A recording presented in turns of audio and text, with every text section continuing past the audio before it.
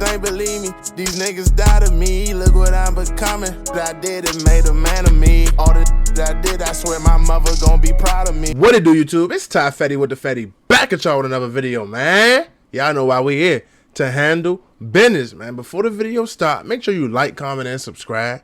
I'm gonna say it again, bro. Make sure you like, comment, and subscribe. I'm gonna say it one matter of fact. Like, comment, subscribe. Before I gotta beat you up, y'all know what's going on. Today we got Montana, Baronet, Baltimore's #1 hitter. TTG, trained to go. About to see what he talking about. Let's get it, man. So today we're gonna talk about Baltimore's most wanted, a man that go by the name of Montana Burnett, aka Tanner.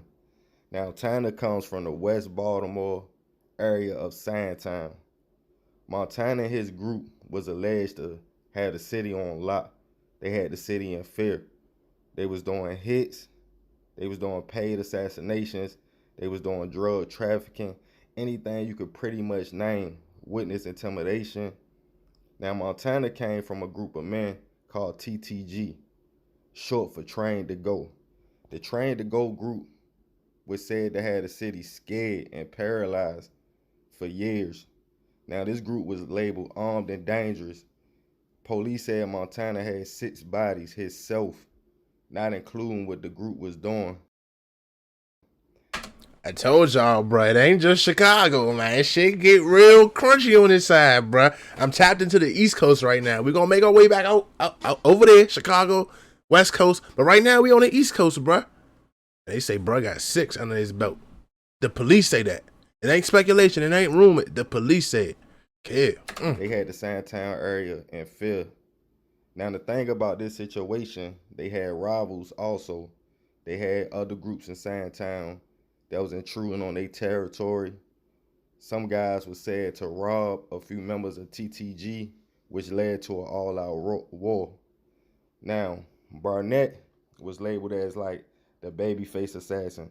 Police said when they used to talk to him, interview him, he was quiet, he was laid back, he didn't say much. Hold up, y'all. No. We ain't gonna let that slide. Thought we was gonna let that slide.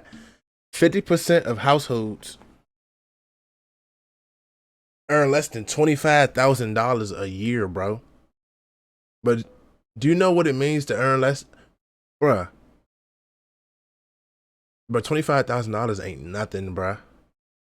And 50% of households earn less than that, bruh. A year, bro. Damn. Labeled as like the babyface assassin. 6% of adults have college degrees. Now, granted, of course you don't need a college degree to succeed in life. But as a big scale of things, that 6%, only 6% have a college degree, bro. And we know how many people go to college. So only 6% in this area of Baltimore to have a college degree, it's crazy, bro. Police said when they used to talk to him, interview him, he was quiet. And 50% of 8th graders read efficiently. Damn. But at 8th grade, you 13 years old, bro. You're supposed to be able to read efficiently. But Baltimore always, you feel me, been under the spotlight and in the news because of, they say the school system is terrible. Like, the school system is insanely terrible. Like, you feel me, they under spotlight right now. You probably look it up. There's a mom that's trying to sue the city because she said her kid is 8 years old and can't read a sentence. But she been trying to get them to hold him back so he can learn it and really grasp what's going on. They said they just putting kids through, bro, because they don't care. Shit fucked up, bro. He was laid back. Black communities, bro. And they say his demeanor didn't match what he was doing in the streets or alleged to done in the streets. Montana was even said to let off 50 rounds in one of his hits. So yeah, it's safe to say people were scared of Montana. That's a switch. Now, TTG, the 3-letter gang, they hail from the main streets of West Baltimore. Around the area they from, it's a lot of heroin selling, a lot of crack selling, a lot of marijuana selling. These young men was trying to get money, going about it in the wrong way. Damn, bro. That's sad, Montana was said bro. to be one of the heads, but not the main heads of TTG. It's also other 3-letter gangs that they was in tour with and they also clicked up with. Montana was said to be one of the Baltimore city's most dangerous hitmen. He was actually paid to do hits. He was paid to go intimidate witnesses for other cases. He was paid to do a lot of things. Damn. The police couldn't catch Montana at first. He was very elusive. But as y'all all know, in the streets, people talk. Show. Situations get bad. Somebody might get jammed up for something. Then now they telling on you. He was labeled Baltimore City's #1 trigger man. My thing is, you know, it say he got 2 life sentences. But what's the point of that, bro? Like, what you gonna pass away, come back to life, and do another? Like, bro, just give him life without parole. What's the point? Like, I just don't like. Somebody please explain to me what's the point of giving somebody 2 life sentences when you only have 1 life. Somebody please explain it. I just want to know. I'm curious. Now that's a big label for a city that got a lot of violent crime. Now TTG got indicted 12 members, with 1 member of the guerrilla family, the BGF, like I always tell y'all, said to have told on TTG members. A lot of these guys got big time. A lot of these guys will never see the streets again. Now Montana has 2 life sentences. Damn. So unfortunately, he probably will never see the streets again. Now, man, a story like this, it just go to show you how a group of men can put their mind together and do something so terrible, so bad, instead of using their mind for good. But in Montana's situation, I feel like him having the power he had and him having the fear he had in the streets, he utilized that to his advantage. Because from what I heard, TTG was getting a lot of money in West Baltimore. For y'all that ain't from Baltimore, Sandtown is a neighborhood. It's a historic neighborhood. It got a lot of history behind that neighborhood. It's in West Baltimore. You feel me? It's one of them communities where everybody know everybody.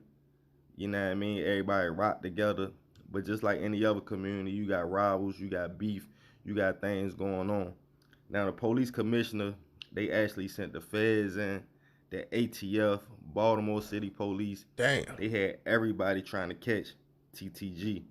Because when things get to that point where you got 8 homicides, witness intimidation, you got extortion, you got robbery, Baltimore City Police couldn't handle all that they self. And y'all know once the feds come in, like I always tell y'all, Over. they got you. You feel me? No cap. So Barnett tried to get a little laid back. He tried to stop doing what he was doing, but by that time it was too late. It was too many people telling, too many people scared of him. Like, one thing about it, love is good. You feel me? Some people feel like fear is good. But when people fear you, they gonna tell on you. Like, you're not gonna be in the streets long. When people love you, you'll get a pass. You might get a nice run if you don't put fear in people's heart. Now, it's sad to say that the retaliation for one of the TTG members getting robbed was vicious. That's when they said Montana came through and let off 50 rounds, broad daylight. So the other group they was beefing with, they started respecting them. They fell back. They knew Montana and his guys weren't nothing to play with. A lot of these guys was older, Montana being one of the youngest ones from the group. So of course they made him a shooter. You see what I'm saying? And it was sad, after a fight, after a Javante Davis fight, shots was rained out in a West Baltimore convenience store where 3 innocent people were shot. So yeah, man, this story get crazy. And it just go to show you that the streets ain't got no love. You know what I mean? Like, Montana probably knew his days was numbered. He got all these charges. He facing all this time. And of course, your group, people scared of them right now, and people wondering what y'all gonna do next. But when you hot like that, people gonna be on you. Like, they was real life hot boys. Like, they said bro had 6 bodies himself. That's a lot of action. You know what I mean? And y'all know I don't glorify these stories. But if you put yourself in the mind of a killer, I think in my mind it become an addiction. From all the killers I've been around, it's like they get used to that feeling, and all they know how to do is handle stuff with violence after the first time, because they feel like after the first time they got their point across, ain't nobody play with them. So every time they get into an altercation or a situation, guess what? They gonna up that pipe, and that's what Montana was doing. Now Montana has 2 life sentences, so he'll never see the streets again. Now, Sandtown is one of the most poverty-stricken neighborhoods, one of them in Baltimore, where the annual income is like $25,000. Only 6% of adults go to college. People can't read. A lot of people can't write. So like I always tell y'all, when you growing up in that kind of situation, you can't judge people. Exactly. Because you That's what I born say. into it. You born into seeing people getting high, people robbing, people hustling. So it become a way of life. You don't look at it like wrong. And I wouldn't even say that. Like, I'm not even gonna say people look at it as a way of life, but like they do. But I'm not. I don't think that's the reason come from the annual income is $25,000, bro. You know why? Like, you know what that mean?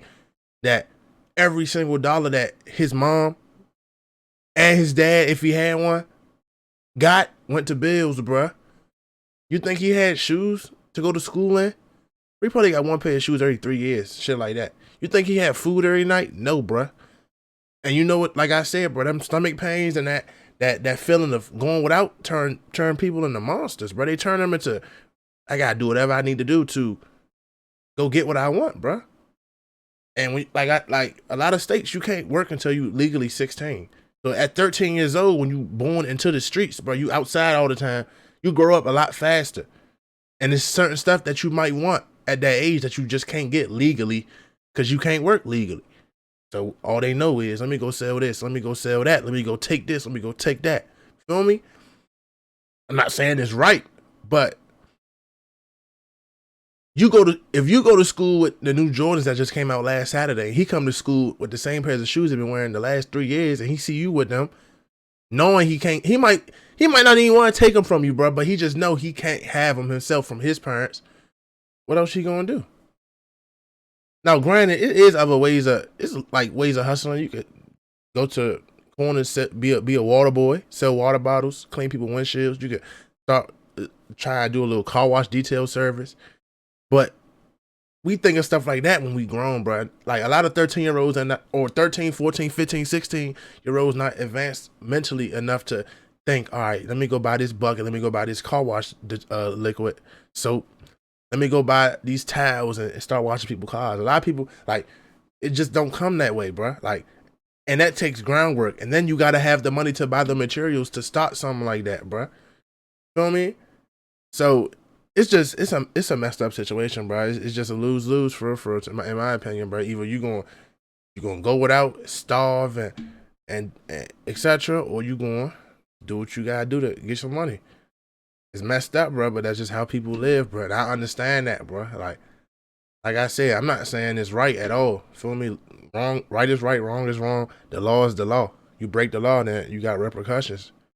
But you gotta understand where people be coming from, bro. A lot of people don't have a lot, bro. For real. But the average income of where he from is $25,000, bro. In a city where people got money, bro. Like Baltimore dirty, Baltimore, you feel me? Baltimore bad. It's violent, it's all that.